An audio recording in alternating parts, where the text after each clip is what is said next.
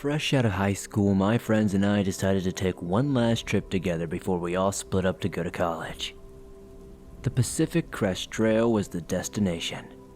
A few nights of drinking, hiking, and camping was exactly what we needed together.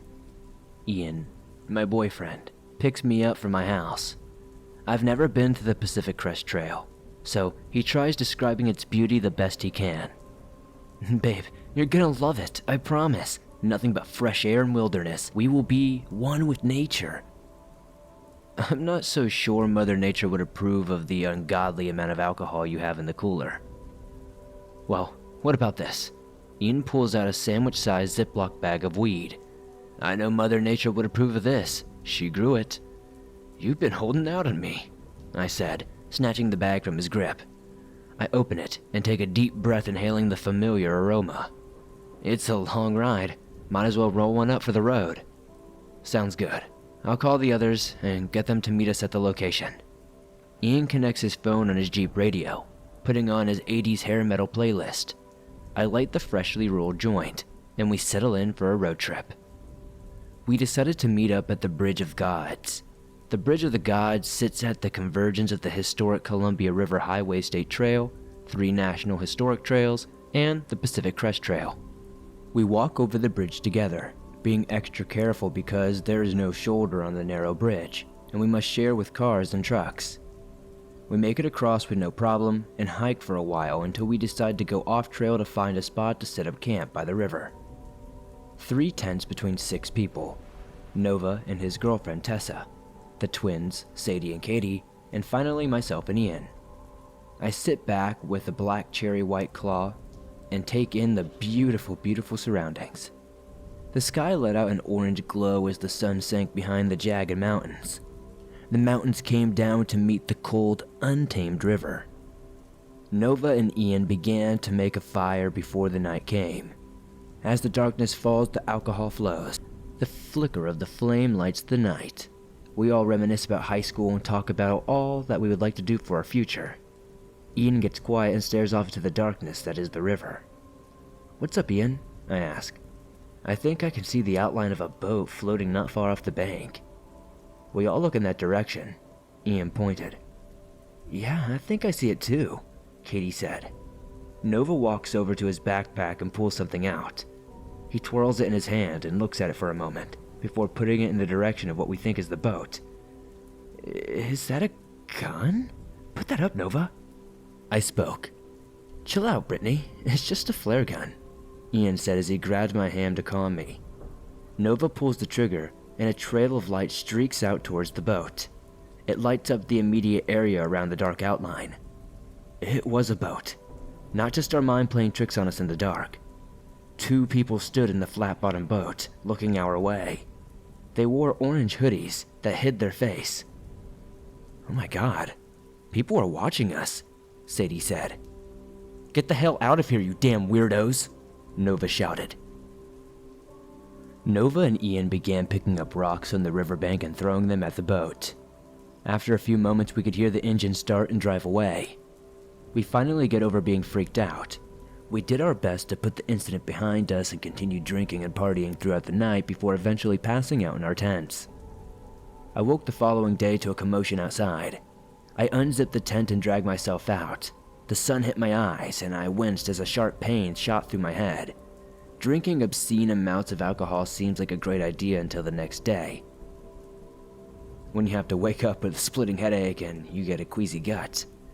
I see Ian with his hands clasped on top of his head, standing in front of a flat-bottomed boat and sat on the riverbank on our campsite. Ian, what's wrong? What's going on? I ask. These assholes from last night, they docked their boat here, stole all of our supplies while we were sleeping. Nova walks up behind us. I'm having trouble finding the trail. I have some food and water stashed away in my tent. Let's refuel and go look like a group. After eating, with no supplies, we decided to cut our trip short, pack up, and look for the trail we strayed from to get to this riverbank. Let's split up, Nova said. We can go in pairs of 2. Try not to stray too far from the others, so if you find the trail, you can alert the others by yelling. Nova and Tessa enter the woods, Sadie and Katie enter about 20 yards away, and Ian and I do the same. Ian grabs my hand and he leads the way. We say nothing to each other, only the sound of twigs breaking and brush under our feet fill the silence. "I think I see something," Ian said. I look around to try and see what he sees, and that's when I notice it. I think we both figure out what it was at the same time by the terrified look we gave each other. To our left, a man in a bright orange hunting hoodie stood several yards away. He didn't move. He just looked at us. A camouflaged ski mask covered his face. He didn't move even when we ran into the opposite direction of him. Even without being chased, we ran as fast as we could, leading to me tripping over some undergrowth and falling. My extended hands were the only thing stopping me from slamming my face into the unforgiving ground. A sharp pain shot through my wrist into my elbow. I let out a yelp in pain. I'm not sure if it's broken, but I know it's at least sprained. The price I had to pay to save my face from colliding with the forest floor.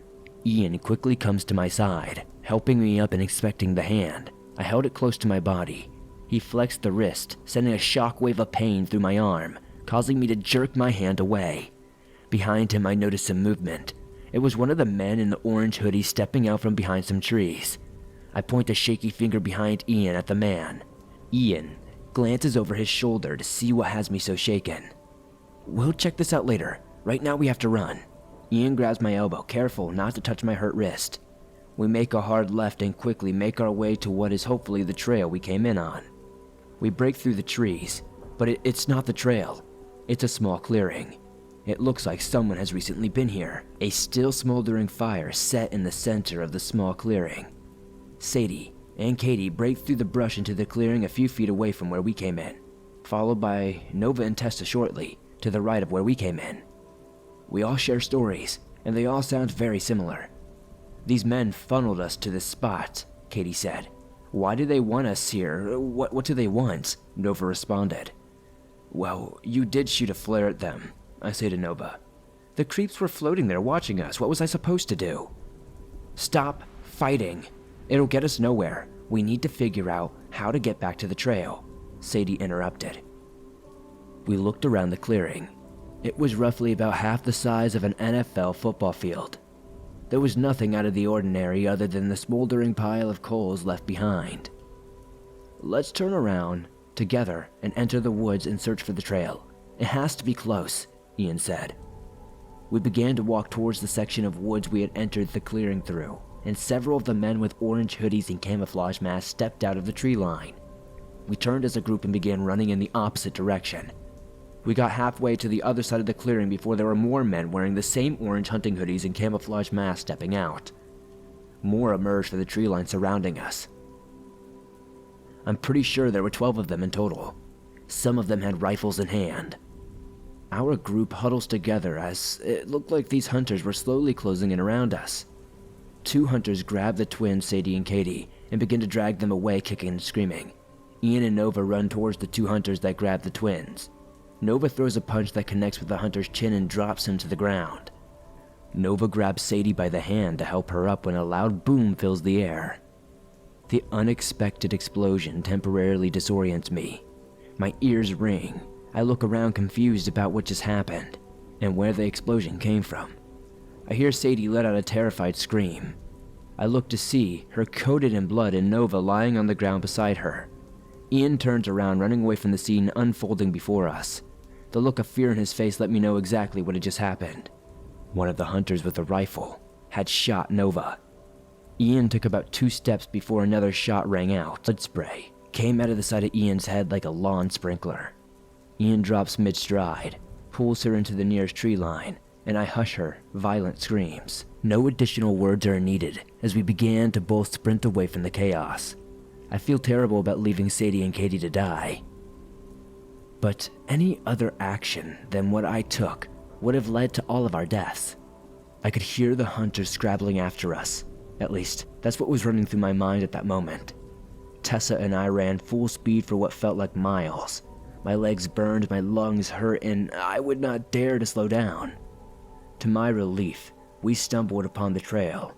I look around to regain my sense of direction. "The bridge is this way," I yelled to Tessa, and we began sprinting again. We ran to the bridge, where we flagged down a car, and they called the emergency number to alert the police. I was frantic trying to explain to the officer what I saw, that we ran off leaving our friends to die.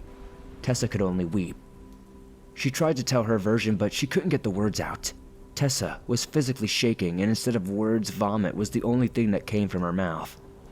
Several hours had passed and the sun was starting to set when the officers found my friends. The hunters had erected 2 wooden crosses that Sadie and Katie hung from.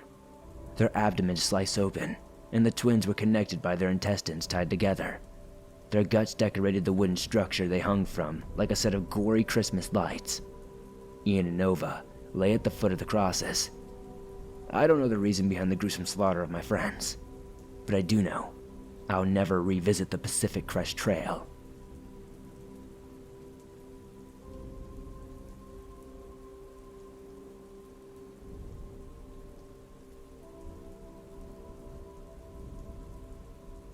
Thanks for listening to this Swamp Dweller exclusive horror story, Why You Should Avoid the Pacific Crest Trail, written by Drake Kooper. If you enjoyed this story, please be sure to hit that like button, as it helps me out a ton. The more likes this episode gets, the more YouTube promotes it in the algorithm, and that's incredibly helpful to the swamp. If you're new, why not join us?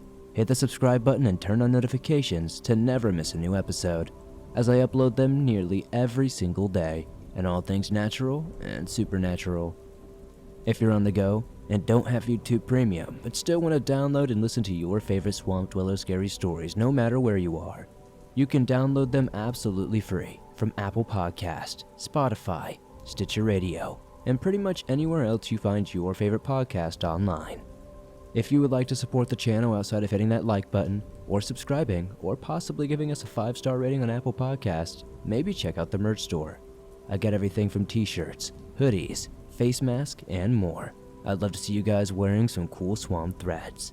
As always, if you have a story that you would like to share in a future episode, be sure to submit them at swampdweller.net, or the email you can find in the description down below. I'd love to share your story in a future episode. Thank you, as always, for supporting the swamp the way you do. I couldn't do this on a daily basis without you guys. Be sure to join me on Instagram, Facebook, and Twitter, and I'll see you all soon with another creepy video.